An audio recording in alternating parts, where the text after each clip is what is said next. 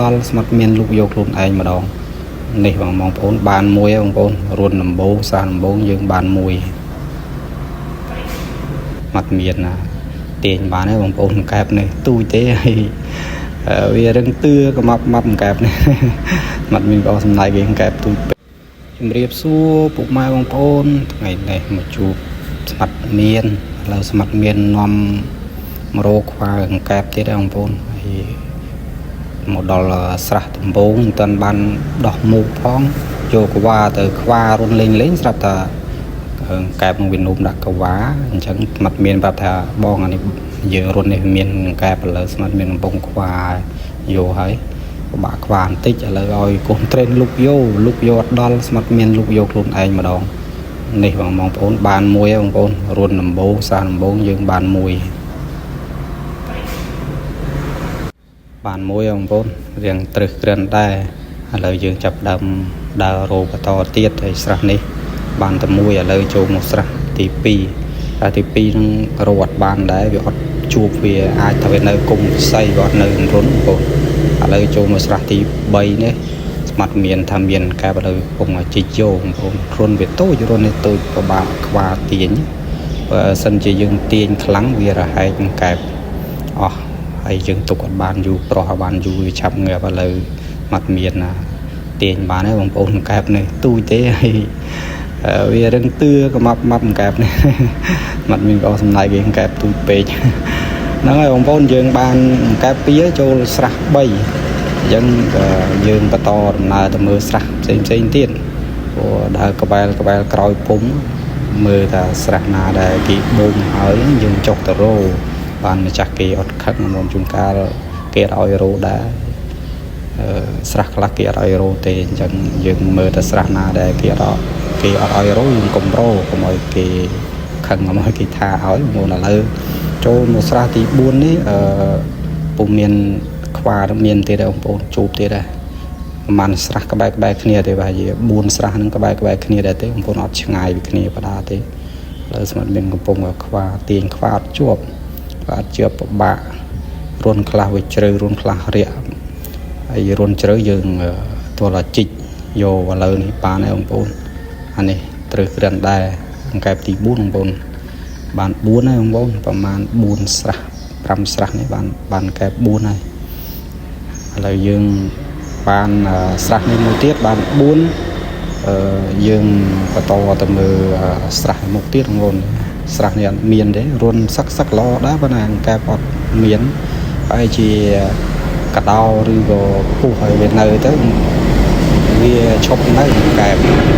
បើកដោបានពុះតែវាលេងនៅវាទៅនៅលូតទៅកន្លែងផ្សេង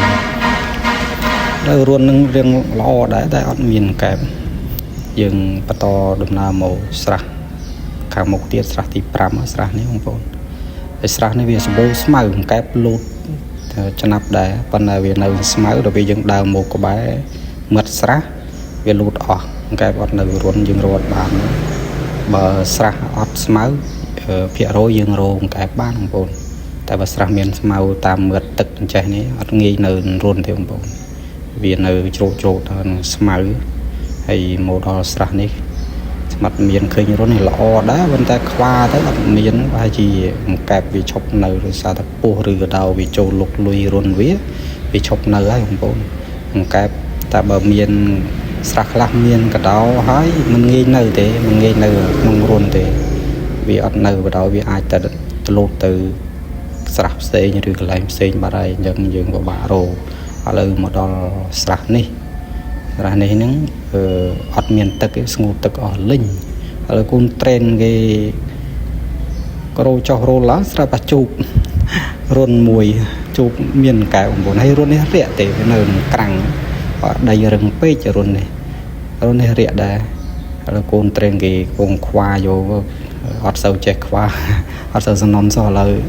ស្មាត់មានជីកឲ្យលូកយកឃើញកែបហើយលូកយកពិបាកយកបន្តិចវាចង្អៀតហើយវាដីរឹង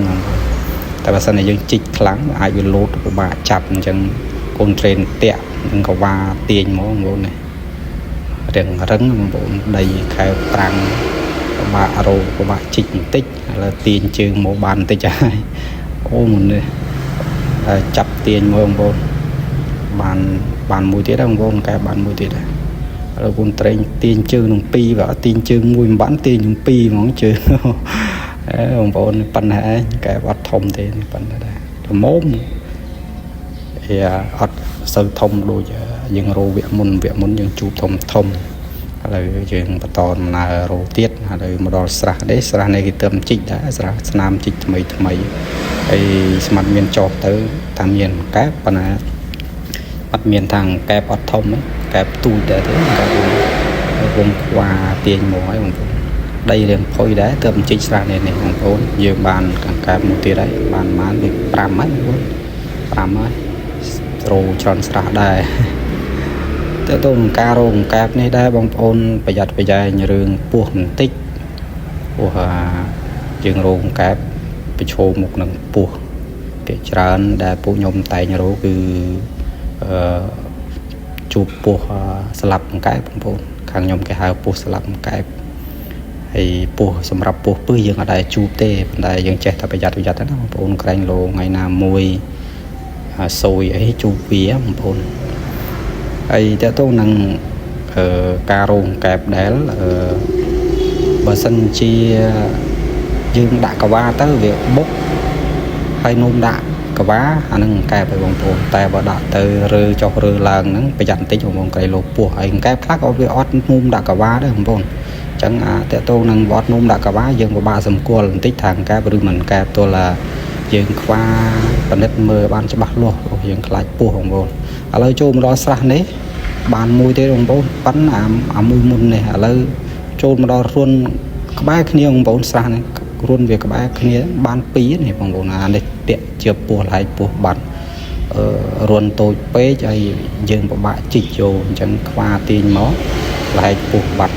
ហើយស្រះនេះយើងបាន2ដែរបងប្អូនឥឡូវចូលមករកស្រះក្បែរនេះទៀតជឿបនឹងអាស្រះឲ្យបានមិញហ្នឹងបងប្អូនឥឡូវនេះបានមួយទេបងប្អូនកែប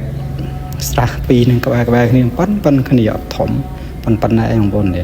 ប៉ុណ្ណេះឯងហូបឆ្ងាញ់បងប្អូនបុកជូរស្វាយបុកអីជ្រឺឆាក្តៅឆ្ងាញ់កែបខែប្រឹងឆ្ងាញ់ជាងខែវស្សាឥឡូវពូមានរោទៀតហើយស្មាត់មានកំពុងដើររោសម្លឹងរុនទៀតហើយរោតាមកកវលស្រះនេះឯងបងប្អូនចូលមកស្រះ2នេះគឺសបូងកែបបន្តិចសបូងកែបជាងប្រហែលស្រះមុនឥឡូវបានមួយទៀតរត់នេះមិនទាន់បានខ្វាស្រួលបួលផងគ្រាន់តែលូកកវ៉ាទៅវាលូតចេញមកយើងចាប់តែម្ដងបងប្អូននេះបានច្រើនហើយបងប្អូនប្រហែលជាជិត10អង្កែបហើយឥឡូវកូនត្រេនគេថារត់នេះគេមានអង្កែបគេខ្វាទាញអត់បានហើយលូកយកអត់បានទៀតវារុនវាទូចពេកហើយអត់យកចរិតមួយជីកមកទាញខំទាញវាមិនបានអង្កែបមានអង្កែបនៅក្នុងឯងទាញអត់បានបងប្អូនកូនត្រេនគេថ្ងៃនេះក៏រកបាន2ហើយមួយណានេះមួយ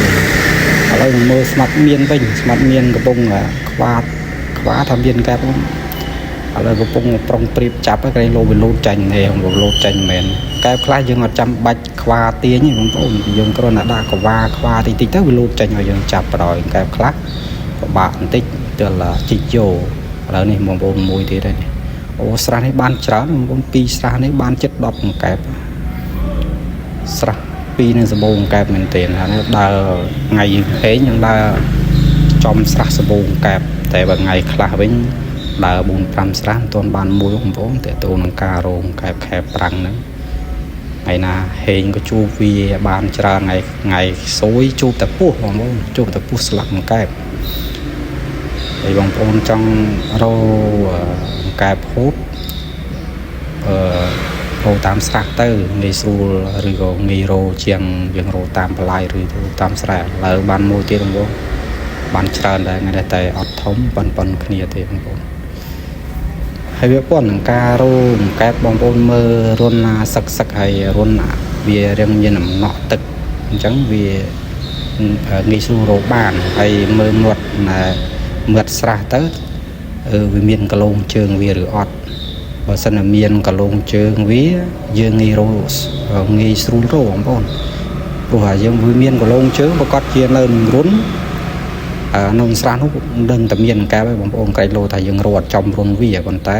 បើសិនជាយើងរោ យើងឃើញនេះវាហើយយើងឃើញក្លងជើងវាហើយងាយស្រួលរកនេះដូចជាស្រះនឹងអញ្ចឹងបងប្អូនតែពីស្រះទេបានកែបជិត10បងប្អូនហើយសរុបមក10កែបជាងបងប្អូនពីស្រះមុនមកហើយស្រះ2ហ្នឹងបានច្រើនបងប្អូនបានច្រើនជាងគេ